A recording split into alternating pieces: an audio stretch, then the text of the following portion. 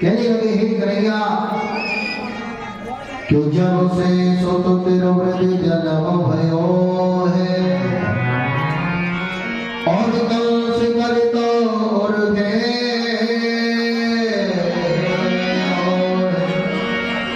गोपाल जब से तेरा सूरज में जन्म हुआ है कल शाम को चैन से नहीं देगा कभी किसी को भेजता कभी किसी को भेजता क्या करके हटेगा पता नहीं।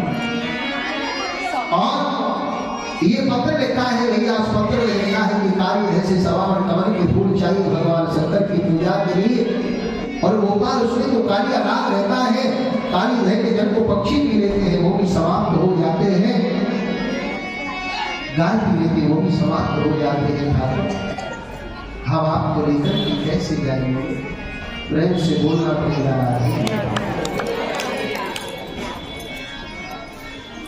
भगवान कहने लगे बाबा चिंता न करो हरि कृपा करेंगे आप अपना विश्वास रखो बाबा। अब तो भगवान ने सभी बाल बालों को लेकर के प्रातः होते ही मैया कहने लगी है कन्हैया भोर भयो गैयन के पाछे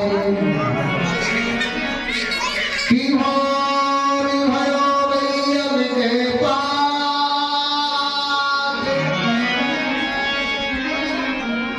और मधे मने मोय पठार। भैया कहने लगी कन्हैया भोर हो गया सभी गायों के पास से चले जाने आए तो गाय चराने नहीं जाएगा। भगवान कहने लगे भैया आज मैं गाय चराने नहीं जाऊंगा आज तो मैं काली है पर वेद का खेल खेलने के लिए जाऊंगा माँ। भगवान सभी नंद बाबा धरानंद सतानंद आदि बूढ़े बुजुर्गों को भगवान गाय चराने के लिए भेज दिया और सभी बाल वालों को लेकर के भगवान काली है पर वेद का खेल खेलने के लिए पहुंच गए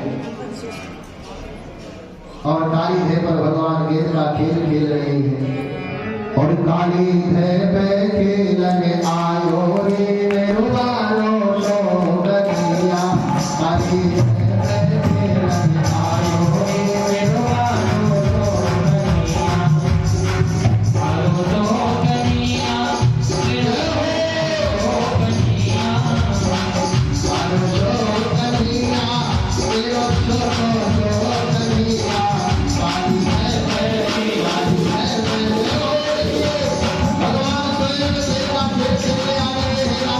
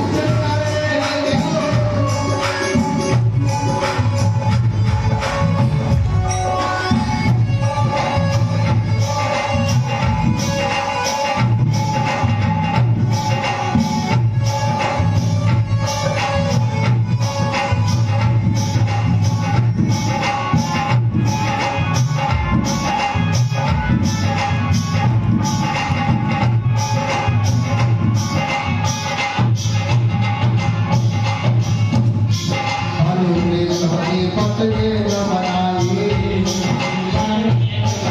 आज सती पट के न बनाई जो चंदन वाला जोड़ी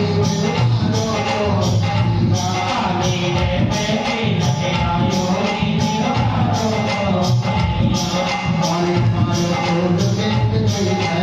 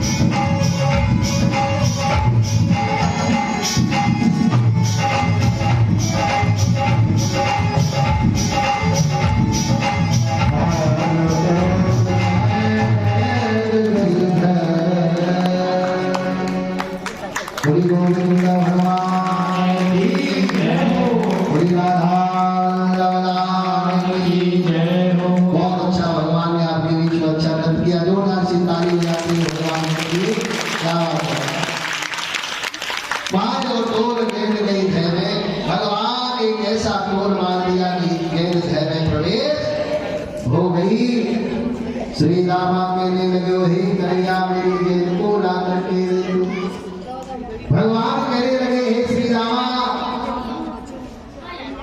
इस काली देह में काली राग रहता है हम आपकी गेंद को कैसे डालेंगे। श्री रामा कहने लगा मैं तेरी बातों में आने वाला नहीं हूँ। भगवान कहने लगे भैया श्री रामा चिंता ना करो मैं अभी चला जा रहा हूँ। श्री रामा तेरी गेंद के आज में काली त्री जाओ श्री राम तेरी गेंद के कूदत ही पाताल को जाओ और नागिना की बाहर ले आओ मामा कंस को फूल पठाओ तो कृष्ण कहा श्री राम तेरी गेंद के भगवान काली देह में पहुंच गए नागिनों के पास। नागिने भगवान के रूप को देखकर के कहने लगी अरे बालक कि कौन दिशा से आयो बालक और कौन दिशा को जाइया कौन सती के पुत्र हुआ और का तुम्हारो नामिया। भगवान कहने लगे हे नागिनो पूर्व दिशा से आयो नागिन और कृष्ण मोरो नामिया और नंद बाबा यशोदा मैया गोकुल मेरो मामिया। नागिने कहने लगी हे बालक कह बालक मत गए भूलो और कह ठक्का देविया। भगवान कहने लगे नागिनो कि ना नागिन मत गए भूलो ना ठक्का देविया और नाग को नाथन आयो नाग को नाथन जाया। नाग ने कहने लगी बालक छोटा बालक है बड़ी बड़ी बातें कर रहा है। अरे बालक तेरे रूप को देखकर के हमको बड़ी लज्जा आ रही है हमारा नाग जल जाएगा तो तेरे को दस्तर के समान तू चलाएगा। नाग ने कहने लगी हे बालक लोग दे देंगे, नागिने कहते हैं कि नागिने लोग दे देंगे भगवान के लिए। नागिने कहने लगी, हे बालक, कि जय बालक गलहार माला, सवा लक्ष की तोड़िया। हे बालक, ये हमारी गलहार माला है, ये तोड़िया ही लेकर के चले जाओ। भगवान कहने लगे नागिनों ने कि नालो में गलहार माला और ना सुनो सवा लक्ष की तोड़िया, और नाग को नाथ जायो, नाग को नाथ जाया। नागिने कहने लगी, बालक चला गया। भगवान ने बांसुरी को बजा दिया, नाग दौड़ करके चला आया और भगवान ने कालिया नाग को नेठी में रेत दिया। वही काली नगर भगवान की, और भगवान कालिया नाग के फल पर जप करते हुए चले आ रहे हैं। नंद बाबा को ये सवावन कमल के फूल दिए, श्री रामा को ये गेंद को जाकर के दिया, और भगवान ने काली रह से कालिया नाग को निकाल करके भगवान ने काली रह को निर्मल किया। प्रलंबासुर नाम के राक्षस का भगवान ने उद्धार कर दिया, और उस प्रलंबासुर नाम के राक्षस का उद्धार करते ही भगवान ने यज्ञपत्नी पर कृपा कर रहे हैं। मेरे भगवान श्री कृष्ण बलराम की अपने प्यारे बाल वालों के साथ गायों को चराते चराते वृंदावन से कुछ ही दूरी पर निकल गए। बाल को भूख लगी, बाल कहने लगे, कन्हैया गाय को चल रही है, लेकिन हमको भूख लग रही है, भोजन की व्यवस्था करो नाला। भगवान कहने लगे, बाल वालों सुनिए, यहाँ से कुछ ही दूरी पर ब्राह्मण यज्ञ कर रहे हैं, और ब्राह्मणों के पास जाकर के आप कह देना भगवान ने भोग मंगाया है। बाल ब्राह्मणों के पास पहुंच गए, ब्राह्मणों से कहने लगे, हे ब्राह्मणों, भगवान वृंदावन से कुछ ही दूरी पर आ गए, भगवान ने भोग मंगाया है। ब्राह्मण कहने लगे, अरे कौन कहां से आ गए हो, अभी यज्ञ हो रहा है, कहां से भोग लोगे, आप भोग भी नहीं लगा। ब्राह्मणों ने लगा दिया बाल वालों को, बाल पहुंच गए भगवान के पास, कहने लगे, कन्हैया कोई ब्राह्मणों ने ले लिया। भगवान कहने लगे, भैया आपने किससे मांगा कि ब्राह्मणों से, कि आप ब्राह्मणों के पास मत जाइए, ब्राह्मणियों की माताओं के पास जाइए। माताओं के भाव होता है, जो भी बना होगा आपके लिए जरूर देंगे आपसे। ब्राह्मणियों के पास पहुंच गए, कहने लगे, हे ब्राह्मणियों, भगवान वृंदावन से कुछ ही दूरी पर आगे भगवान ने भोग मंगाया है। भूख लग रही है भगवान को। ब्राह्मणियों ने जो भी सामग्री बनाई यज्ञ में दौड़ी लेकर के चली जा रही है। बाल वालों को भोजन कराया। बाल कहने लगे, कन्हैया भोजन तो कर लिया, जल की व्यवस्था करो। भगवान ने कहा कि आप सभी अपने अपने नेत्रों को बंद करो। सबने नेत्रों को बंद कर लिया। भगवान ने मन से मानसी गंगा को प्रकट कर दिया। मानसी गंगा, जो मानसी गंगा में गिरिराज जी परिक्रमा लगाने जाते हैं, मानसी गंगा में स्नान करते सारी थकान दूर हो जाती है। भगवान ने उसको मानसी गंगा को मन से प्रकट किया, और आगे भगवान ने कन्हैया सुखदेव जी को कथा सुना रहे हैं। धीरे धीरे कथा वहीं चली जा रही जहाँ अपना मन लगा हुआ है। गिरिराज पूजन की ओर बोली गोविंद भगवान की जय हो। कि भाव काहू में भाव ही एक सार है, और भाव से मुझको भजे तो भव से बेड़ा।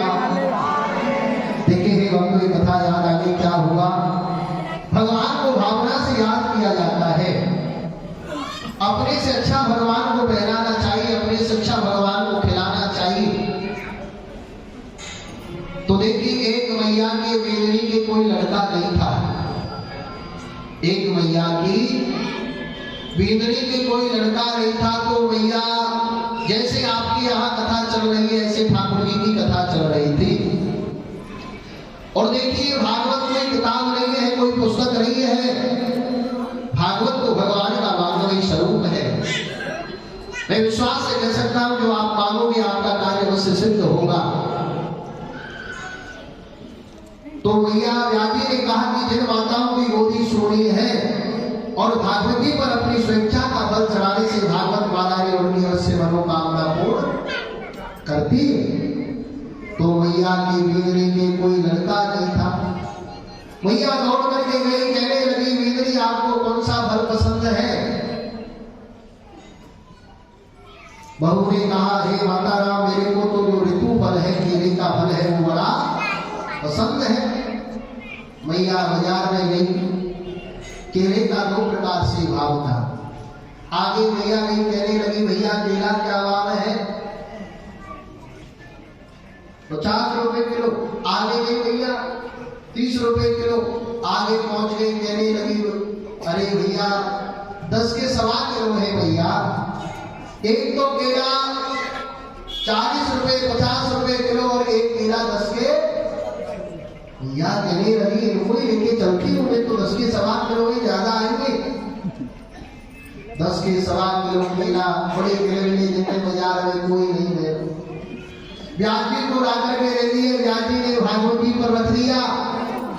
कथा का नाम हुआ, ठाकुर जी से प्रार्थना करके उस फल को बहू की गोदी में रख दिया।